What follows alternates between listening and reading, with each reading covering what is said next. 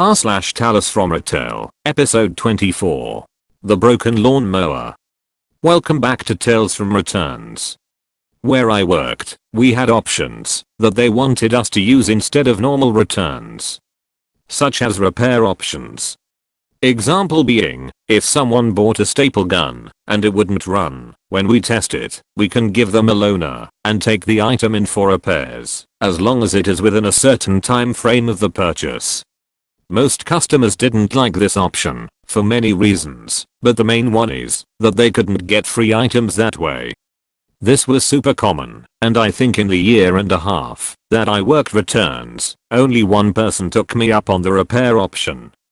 The rest went with either, just give me my cash back, or the ever classic, I want a new one of the same thing. The first was easy to do, the second required a manager approval, even with a receipt, and they would try to talk them into doing the repair option, but that never worked. Anyway, I had one customer though that knew of our repair policies, and did his best to get around it, and get a new mower each year. Since he would return the mower before the end of the applicable return policy, he would talk the managers into giving him a new mower for free each year, even before he got me the first time around.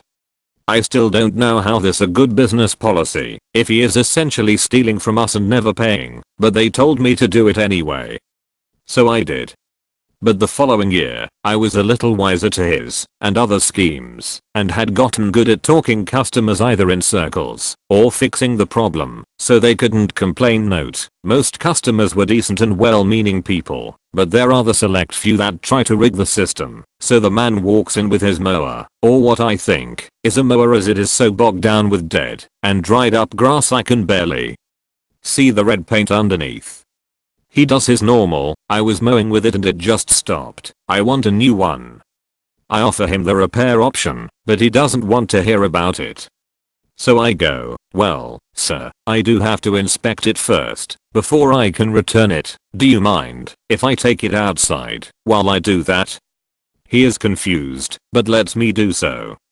I have repaired my old mower so many times at home, now that I could pretty much be a mechanic for them somewhere, but this one was a different case. After cleaning it, I check the sparks, normal problem starter, they are good, practically pristine. I check power connections, they good. Motor, good and well oiled. Startup components, nice and well tuned. I can't figure it out until I pop the gas cap. Damn thing is bone dry. I rolled my eyes. I come back in after roughly 10 minutes of checking, and he goes, can I just get a replacement mower for it now? But me being wise to him make an offer. Sir, I bet I can get it started in a minute. If I can, will you take it back? I guess, but what? I don't let him finish as I pull a plastic gas carton out from behind my desk, one we use for filling up replacements, and put a little in the tank. Prime the motor and bam. It's up and running like new again. Here you go, sir. It seems to be running just fine now. Can I help you with anything else today? He just stared at it dumbfounded for a couple of seconds before quietly wheeling it back out to his truck. To this day I wondered if he never thought I would try to refuel it first. It's store policy. So I worked at a second-hand store, got laid off earlier this year, but that's a story for another time. I was a cashier, and we had some simple rules that were even pasted on the registers for everyone to see.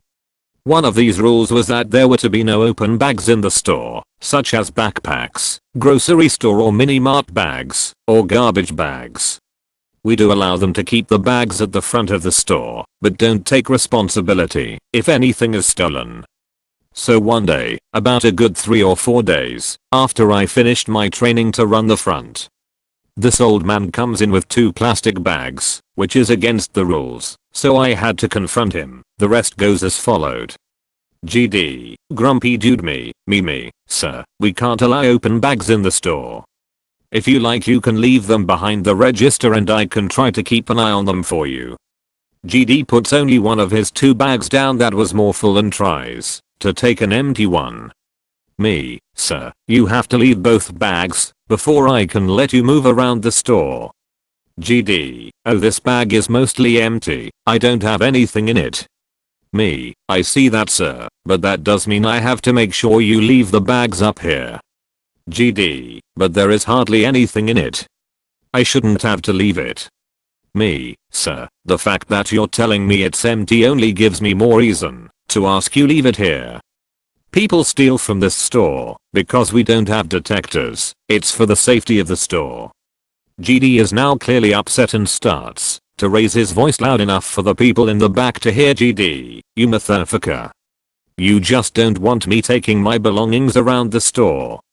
At this point I'm feeling a little overwhelmed, but kept my cool. Me, I understand you're upset, sir, but you just have to leave your bags up here. GD, fuck you. You motherfucker. I'm never going to shop here again. My manager came up to see what was going on as GD was grabbing his stuff. Me, I understand you're upset, sir, and I think it's fine that you decide not to shop here. Have a nice day. GD left. I told my manager what happened, and she said he's not gonna be allowed in the store anymore, then covered for me so I could get my break in.